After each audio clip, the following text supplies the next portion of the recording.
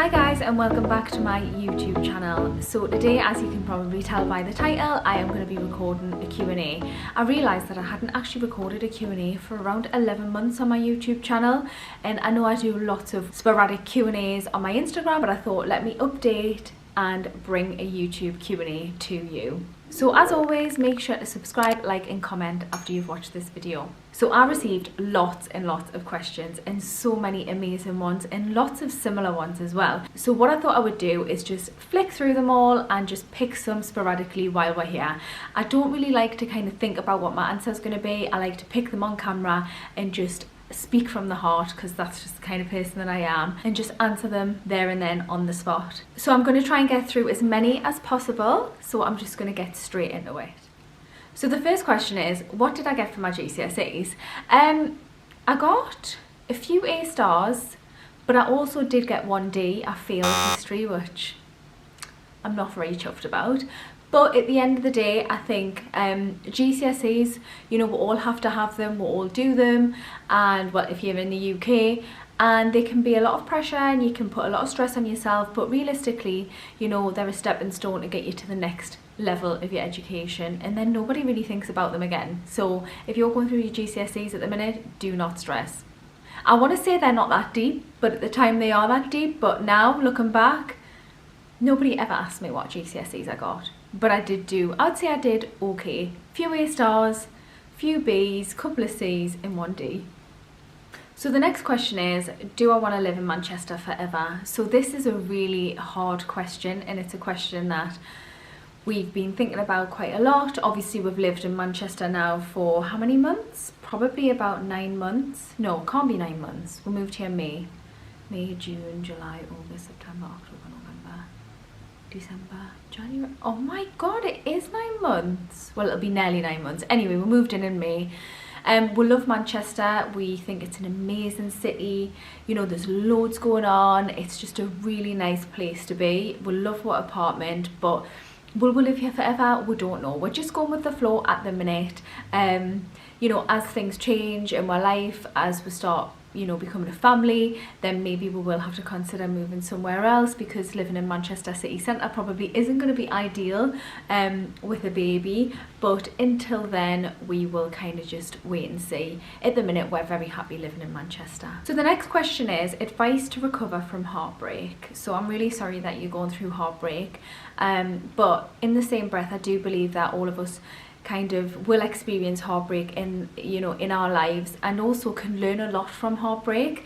And I just think, like, at the time it's horrendous, but it's a really good opportunity to press pause and have a look at what it is that you want and start focusing on yourself. Because what can happen in relationships sometimes, if they're not perfectly balanced, which not many relationships are, is you can start putting all of your effort, all your time, all your focus on that other person, and you kind of lose yourself and forget yourself sometimes.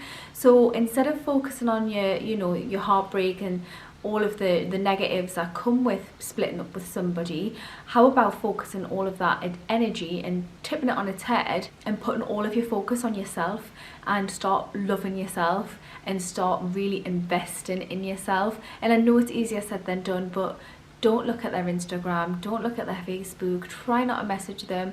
If it's definitely not going to work and you know that it's over, you need to start moving on and focusing on yourself.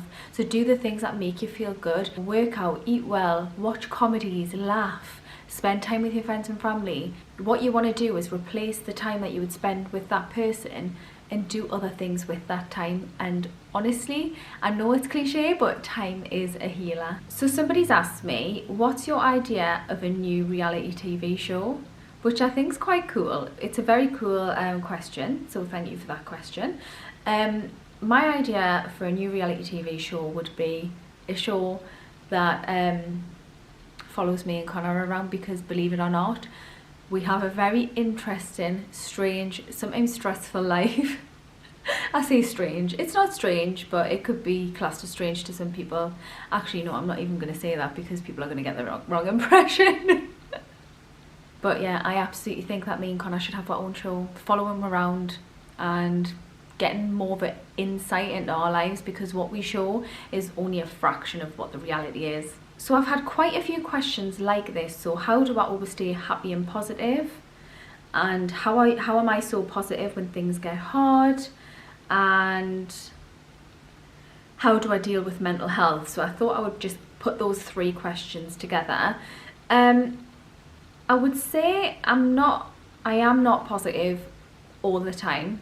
I think being positive is more hard work than being negative, and that might sound strange, but most people are programmed just to be negative and just to live quite negatively and just to be complainers and just to, you know, focus on the things that aren't going right rather than focus on the things that are going right. I think it's really important to like remember that you are in control of your life, and you can't control what happens to you in some circumstances, but you can control your response.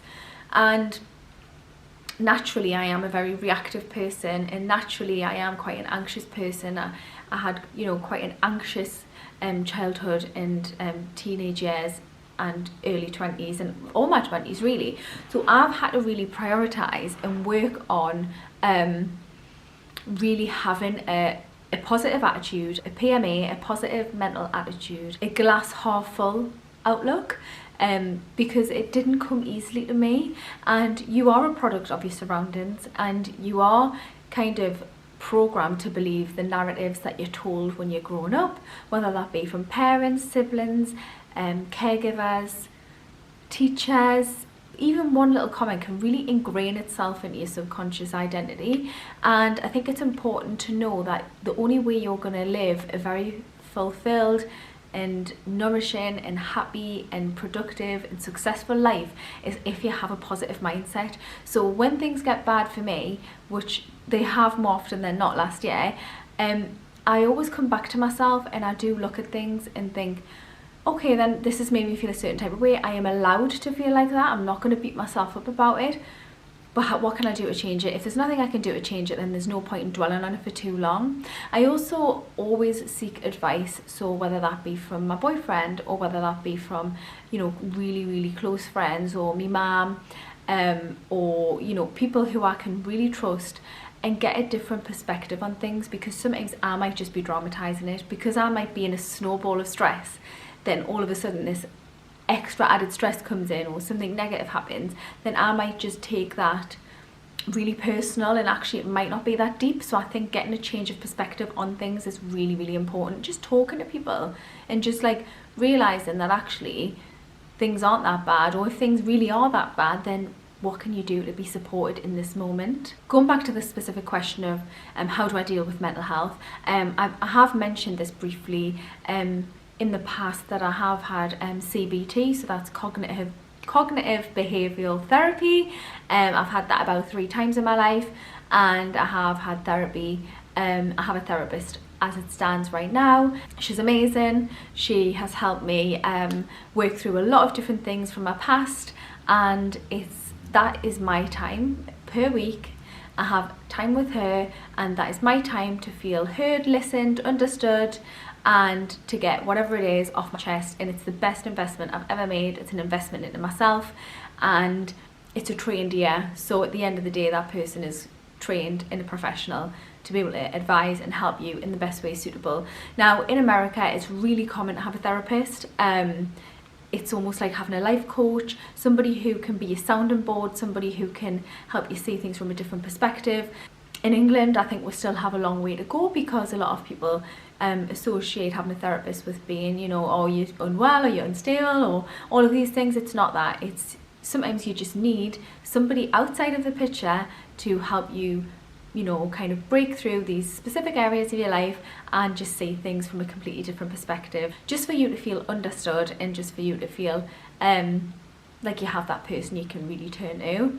So yeah, another thing that I would say is really good, which I am guilty of not doing at the minute, is meditating, having that time to still and quiet the mind. exercising, which again, hypocritical because I haven't been exercising, but I have since the new year came in. I've been doing my exercise, but that is really good to get all of those happy hormones moving around your body, making you feel so much happier and better. So that's a really nice one too, just to help with your mental health, and just make sure that you're doing things that make you happy at least a few times a week. Like, it's all very well working and going to school and doing, you know, all of your exams and slogging away. You need to have specific time per week for you that makes you feel happy. So somebody has asked, what is the one thing that people don't know about you? Now, this is actually a really hard question because I feel like I'm quite an open book. I definitely am with my friends and my family, but even on Instagram and YouTube, I feel like I'm pretty open. So I guess one thing people may not know about me is I'm actually half Persian, and I didn't know I was half Persian or half Iranian, whichever way you want to say it, until I was 25. So yeah, that's a whole other story, but I had to find out by doing an ancestry DNA test. But yeah, I'm half Iranian or half Persian, and I didn't know that until I was 25 years old. But if you're interested in hearing that story, I can definitely do a story time. So if you are, make sure you comment below and let me know. So the last question I'm going to answer, because I don't want this to go on for too long, classic Beth, is can you please share some of your New Year resolutions, because I really need some inspo. So I got my lovely master plan diary for Christmas off Santa / me mum, and me and Connor did some really nice goal setting just before the new year, and we wrote a few goals out. I wouldn't say resolutions. With my New Year's resolution, I did more of an affirmation to myself that I could read. If you're not aware of what an affirmation is, it's basically a statement or a sentence or a paragraph of positive words, and that make you feel like you're on top of the world. That's my interpretation of it. And make, you know, it's something that you will repeatedly say to yourself to affirm to yourself, hence the word affirmation, to get you to where you want to be. So law of attraction, you know, I love it. Ask, believe, receive. For you to get what you want in life, you need to believe that you're already there, that you already have it, because everything you want and need and deserve in life is already there with you. So when I ask for things or write down resolutions or whatever, I talk like it's already there and it's already mine. But some of the goals that I did write down, because we wrote goals as a couple and we also did some personal goals. One of the biggest priorities for me is to nourish myself and work out 3 to 4 times a week to keep myself fit and healthy. And I've also committed to read more, because I used to love reading, and to be honest, I don't read anymore. It's always, I'm too busy, so we've got to stop those excuses. Also, I really want to work on bettering myself in terms of having more patience and letting go of any fear or resentment that I have towards anything or anyone in my life, and just make myself a priority, because sometimes I'm quite guilty of prioritizing other people and other things, and then it ends up at the end of the year I'm not where I should be because I've been thinking about or prioritizing other people and other things, and we just can't be doing that this year. There was a few more, but I think I'll just leave it there. So that is the end of the video, guys. I hope you enjoyed it. I hope I answered your questions. I did have loads, but I didn't want this video to go on for too long. Don't forget to show some love on this video. It means the absolute world. Any comments, any likes, and any subscribes mean the absolute world. I hope you're having an amazing start to your 2022. Lots of happy, healthy, positive habits in place and good vibes, because 2022 has got to be and will be better than 2021. Thank you so much for watching, and I'll see you again next time. Bye.